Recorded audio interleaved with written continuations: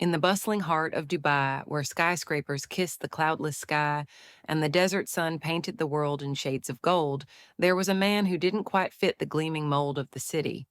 His name was Khalid, and his days were as unassuming as the dusty soccer ball he carried under his arm. With a scruff of grayin hair and a face etched with lines that spoke of countless smiles and stories, he was a local celebrity of sorts. Every afternoon, without fail, he'd arrive at the makeshift soccer field that had been carved out of an empty lot between the towering structures, setting up his goalposts made of scrap metal and old rags. The children of the nearby apartment buildings would gather around him like a swarm of eager bees, their laughter and chatter buzzing with excitement. They were from various backgrounds, but they all shared a common language, the love for the sport that had made their country's name echo in stadiums worldwide. And at the center of their adoration was Khalid, the unassuming hero who taught them the art of football, who made them believe that even in the shadow of opulence, dreams could still take flight. One sweltering afternoon, as Khalid was setting up the field, he noticed a sleek black sports car pull over beside the lot. The engine purred to a gentle halt, and out stepped a figure that seemed to radiate an aura of greatness. It was none other than Cristiano Ronaldo, the football legend himself, clad in a casual tracksuit that probably cost more than the entirety of Khalid's worldly possessions. The children's eyes widened to the size of dinner plates, and their whispers grew to shouts of disbelief as they recognized the star. Khalid, ever the humble soul, felt his heart race as he realized who had graced their makeshift pitch with his presence. He watched as Ronaldo approached with a warm smile, his eyes scanning the ragtag group of kids with the same enthusiasm he reserved for a Champions League match. The children parted like the Red Sea, making a path for their hero to walk through, and Ronaldo's smile grew wider as he stepped onto the sandy field. "Good afternoon, coach," Ronaldo greeted Khalid in a tone that was surprisingly friendly, his Portuguese accent lending an exotic lilt to his words. "Mind if I join your little training session?" Khalid, still in a state of shock, managed to stammer a response. Of course not, sir. The field is always open to those who love the game." He couldn't believe that the legendary Ronaldo was asking for his permission to play on the very ground he had claimed as his own. The kids looked on, their jaws dropped in awe, as their coach and their idol exchanged a firm handshake. Ronaldo took off his designer shoes and socks, revealing a pair of gleaming white cleats that stood out starkly against the dusty earth.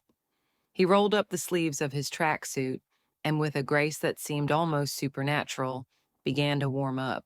The children watched, their eyes glued to his every move, trying to absorb his technique like sponges. Khalid couldn't help but feel a sense of pride as Ronaldo started to interact with the children. He saw in the star's eyes a spark of the same passion that burned within him. The kids were over the moon, their cheers and laughter filling the air as Ronaldo showed them tricks and moves that seemed to defy the very laws of physics.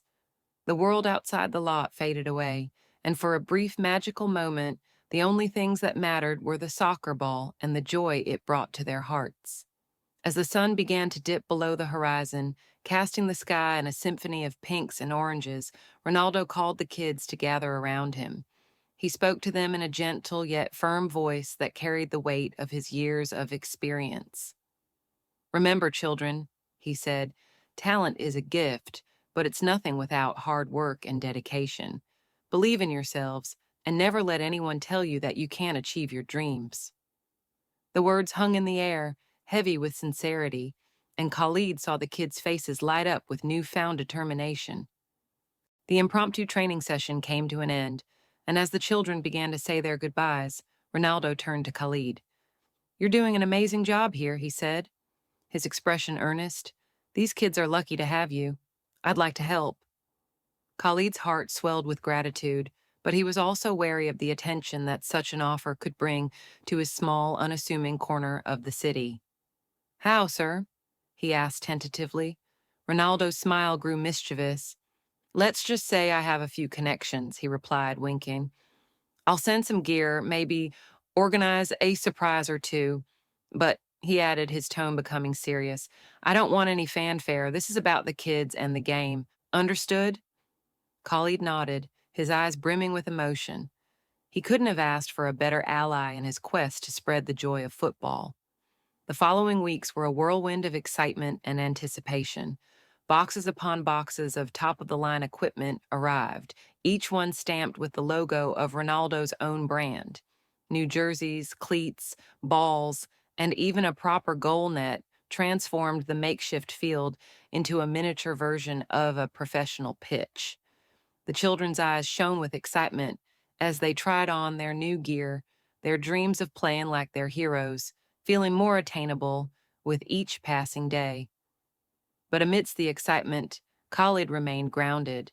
He knew that the true essence of the sport wasn't in the gear or the glamour, but in the heart of those who played it.